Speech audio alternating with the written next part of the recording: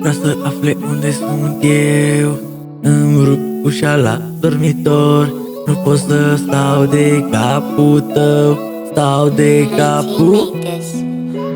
Vrea să afle unde sunt eu. Îmi rup ușa la dormitor. Nu pot să stau de capul tău. N-ai limite, n-ai nici control. La noi e ceartă, ești pe ușă afară și mă sut din casă în casă. Nu ne trebuie de-astea de nebuni. Am ochii ăștia întunecați pe care tu tot uiți să-i suni. Îi cauți în altcineva, dar vezi că nu-s la fel de buni. La noi e ceartă, ești pe ușa afară și mă sun din casă în casă. Nu ne trebuie de-astea de nebuni.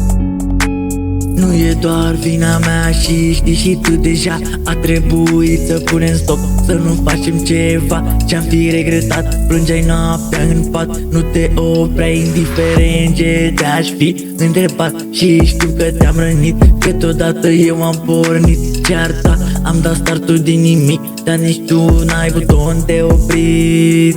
Și nici eu nu genul mai timid, eu sunt genul mai diferit. Tu ești genul mai nimerit, tu știi, tu ești ce nu vreau să mai simt.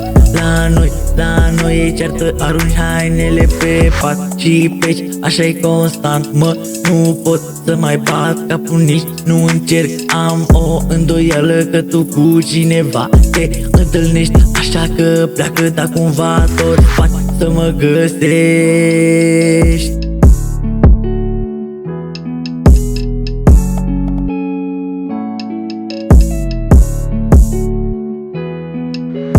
Vrea să afle unde sunt eu.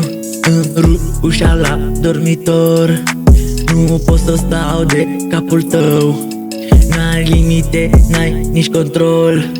La noi e ceartă, ești pe ușă afară și mă sut din casă în casă. Nu ne trebuie de-astea de nebuni.